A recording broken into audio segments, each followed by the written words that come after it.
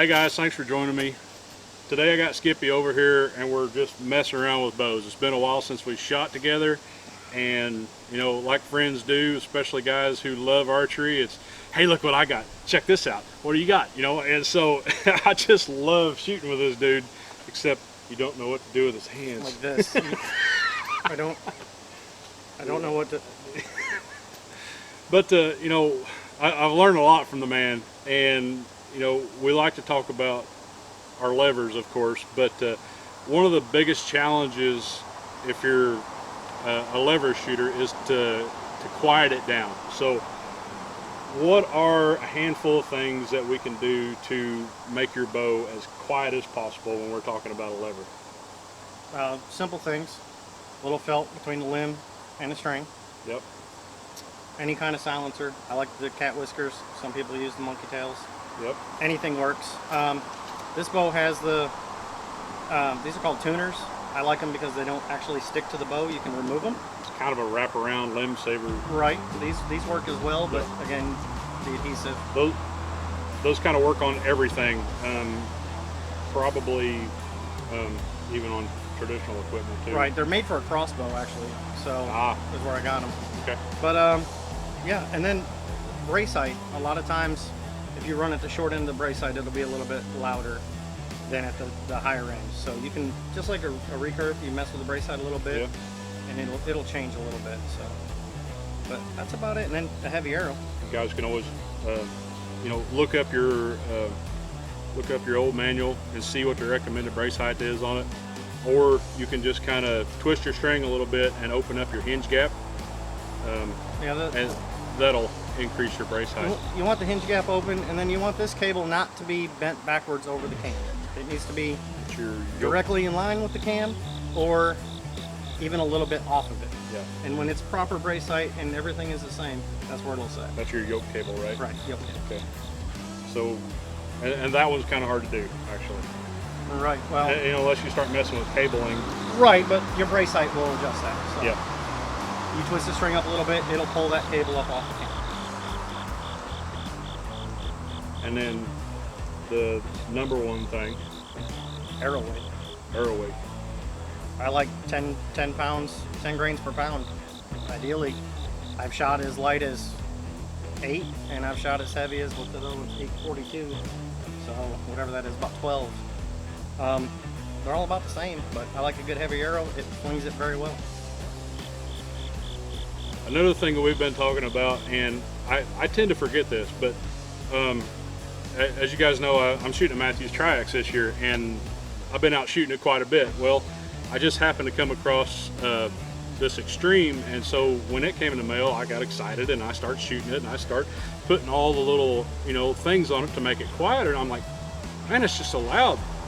Well, and I always forget this, but with a lever, and once again, I learned this from him, but especially with ESC outboards, which is the carbon outboards, it has a channel in the back of it. And when that bow shoots, the string comes and hits the outboard. Whether you've got Velcro on here or not, that channel echoes all that sound right down to you as a shooter. And we're going to show that right now. Audio from being behind the shooter and audio 10 yards in front of the shooter back at him, and listen to the sound difference. It's absolutely amazing.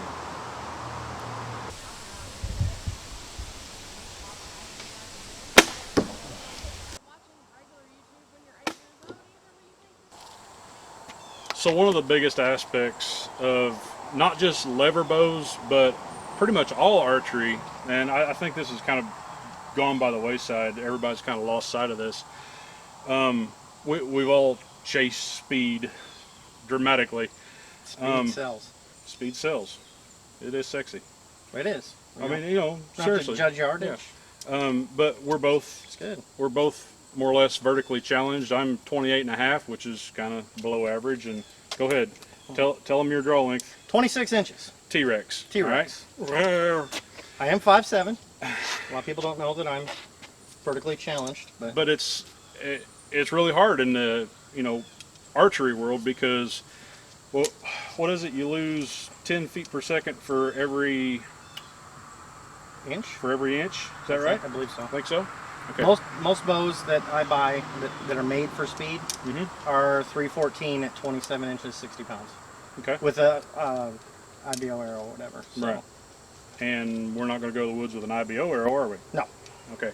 So, as far as weight goes, you're going to lose 10 feet per second for every 30 grains. And that may seem like a big window, but say the average over the shelf or off the shelf arrow that you're going to buy, okay, this is just a standard Carbon Express Maxima Blue 250 with an 11 grain standard insert and a 100 grain point. That's going to put it right about 370. Yeah, 370, 380, depending on the length, of course. I run a brass insert to increase my FOC just a little bit and stabilize the arrow. This arrow weighs 420 grains, and in my mind, in the archery world, would call that getting heavy. Getting heavy. Right. I agree. You're getting there. I agree. People would say anything over 450 grains is probably a heavy arrow. 450 to 550 seems to be the window of heavy arrows. And there's a big misconception that if you shot a 500 or 600 grain arrow, man, I mean, your pin gap's going to be at least 24 inches, right? Right. Looking at my pin gap. So there's no possible way that you'll ever hunt deer past 20 yards if you're going to shoot over a 500 grain arrow. Because they say, yeah, like a rainbow. A rainbow, yeah. Not to be confused with Rambo. Rambo. But. So today we're going to talk about arrows. Now we're talking about them for lever bows and the benefits of that, but at the end we're also going to shoot the new Matthews Triax and shoot with a lightweight and some of the heavier weight arrows and show you the benefits. Now the Triax is one of the quietest bows ever produced, in my opinion. Your opinion? It's very quiet. Very quiet. So doesn't matter if you're a Hoyt guy or a Matthews. That's not what we're talking about. It's a quiet bow, okay? And we're going to show you the effects of what a heavier weight arrow is going to have performance-wise, not only speed but sound as well. So let's shoot a handful of arrows. All right, this is a Black Eagle 2 set at 69 pounds, 26-inch draw. So we've got the camera set up right in front of Skippy, and we've got it set up about 8 yards in front of the concrete platform here where he's getting ready to shoot. Now this audio is going to be a completely different dynamic based, versus what it would be set up behind him. Now we're going to shoot the same arrows, and I'm going to put it down at the bottom what arrow he's shooting, and we'll run them back to back. Listen to the different effects of audio, and think of it like this: since we're in front of the bow, this is what your game's going to be hearing downrange.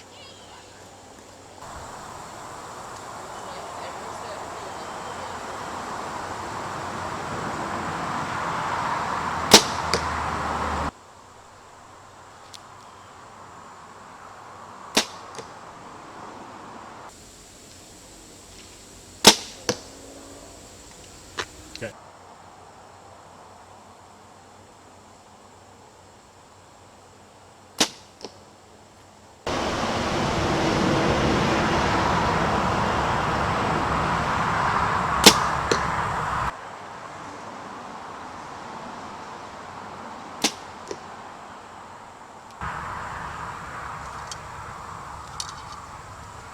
$842 grains.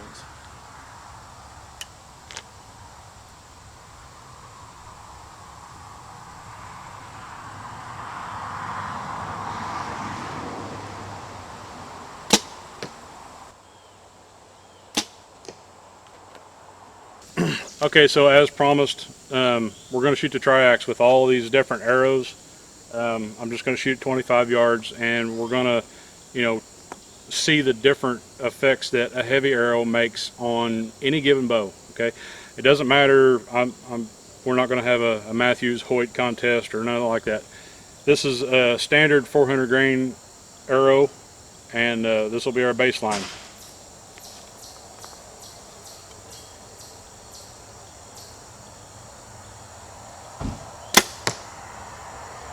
Okay, fairly quiet. Now let's step it up a little bit. This Carbon Express Heritage is about 520 grains. Let's see what it sounds like.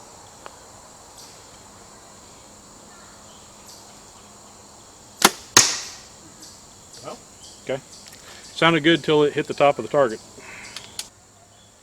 that one is 650 grains, but that is only 22, 23% FOC. Okay.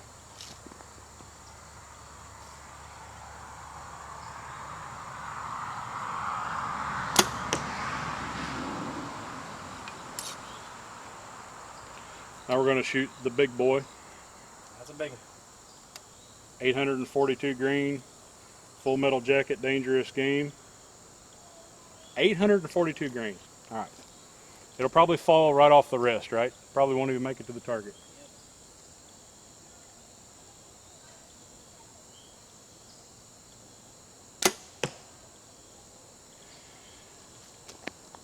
I mean, just completely stable, completely quiet, and hopefully the audio picked it up. You can see, you know, every time we upped the grains, the noise came down just a little bit. And one thing I did notice, once we got into really heavy, I could feel the bow, you know, wanting, it was actually working harder. Right. It was just a little different in the hand. Right. Oh yeah. Definitely. I would say once we got above 650, because that last arrow, that really heavy one, it was like, you know, you Right. feel the bow working. Oh, absolutely. Really cool. And it didn't hit the dirt 20 Oh, yards yeah, in no, front because they don't just fall off. don't fly straight. Remember, that heavy arrow. And if you look at they're all in the target exactly straight. They're not like the heavy one is not in at like this angle. Yeah. And it depends the bow, the setup. You know, like I said, the 842 and my 650 out to 30 yards, they fly almost identical on my bow. Yeah. And just the way my bow shoots them, which it's a very efficient bow, but after that, I really noticed the difference. Yeah. But this is extreme. Nobody. Yeah, there's not very many people, unless you're going to Africa for Cape Buffalo or something. Right. Not needed, but I did it because. Sure.